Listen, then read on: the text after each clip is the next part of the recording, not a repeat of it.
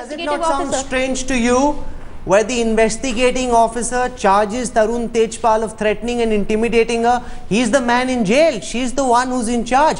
Can Tejpal possibly, within the realm of imagination, threaten someone who's investigating this case when he realizes the consequences of such a possible threat and intimidation? Abha Singh? No, of course they can do it. There are so many cases where the family members have been threatened. You indirectly say that you will get the person transferred, you will get him suspended. And in fact, if you read the DIG, OP Mishra, who's there and who has been made an inquiry officer in this, he says there is evidence to substantiate this charge that Sunita, the IO, has been criminally intimidated. So nobody is going to come in such a high profile case without evidence. Even Goa police will not. Neha wants to respond to what you're saying. Tarun Tejpal said because he was from the Congress.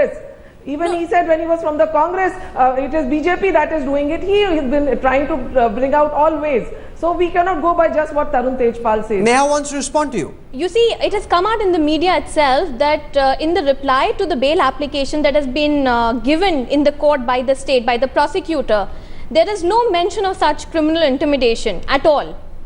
And when the matter comes up for hearing, and this is all in the media, this is all in public realm, I have no private access to anything. They're saying that only when it came up in the court that a statement was made by the prosecutor that the investigating officer has been threatened, has been criminally intimidated by Tarun Tejpal, and hence bail should be denied. And on that reason, bail has been denied to Tarun Tejpal. Yet again, it's been 50 days he is in judicial custody. And he's yet denied bail, and again judicial custody is fair to deny the man bail for this period, especially when that investigating officer hasn't submitted to Tarun Tejpal or his lawyers any shred of evidence to back the charge that he's threatening her? There are various standards at different stages of a criminal trial at which bail is given or denied. Before the charge sheet, it is whether you are able to influence the evidence or not, and your likelihood of whether you are going to influence the evidence.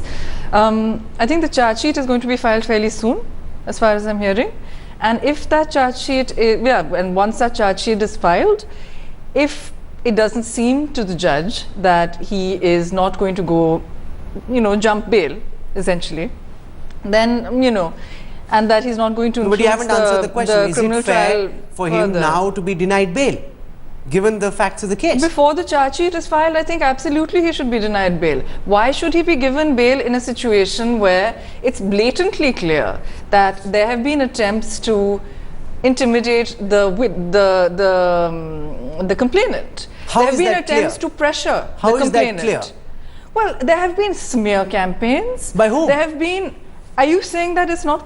If the photographs that are being released were only in the Tehelka server, right? And this is an allegation which the court needs to look into. So many friends could have had access to which it. the courts need to look into. How do you know that they were only in the Tehelka server? You don't know that. Which the court needs to look into. Public fair, I think, but please be clear that the court needs to look into it. Also, I don't believe but in you're jumping the gun in what you just said. I am not jumping the gun. You just said that they were in the Tehelka server. You don't have any evidence to back that. They were. I just said that the court needs to look into it. Yeah, sure, the court needs to look at it. Yes. I think you're preempting what I'm saying. Go on. I'm also making clear that this is not a court of law. Of course not. The court of law is in existence. I'm explaining to you what the standards are for the court of law to look into whether the question of bail is, and I'm also telling you what the standards are. And essentially, I think if the court decides, as it seems to have, that there is a likelihood that the investigation will not go as it should, then bail should be denied. Neha, and why is it that you feel that bail should be granted, given the fact that the smear campaign is a reality? It might not be done by Tejpal or by his family or by his friends, but it's a reality. It's happened, right? Why, despite that, do you feel that bail should still be granted to Tarun Tejpal?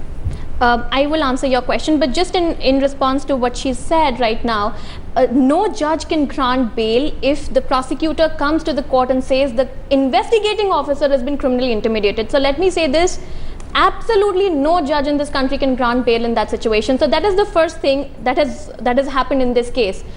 Now your question on why he should be granted bail, I am no advocate saying that he should be granted bail, but the trend in this country, you'll see from the 2G scam, the CAG scam, all these scams, you'll see where the case has acquired media attention, where the case has gotten media attention, and where it's become a high profile case, like Tarun Tejpal, like so many others, like 2G, I was saying, the accused persons have not gotten any bail. And that is not to say that the law prevents them from granting bail. The law of bail has been clear. Bail is the rule. Jail is an exception, and this has been held by the Supreme Court of this country time and again in the last 60 years.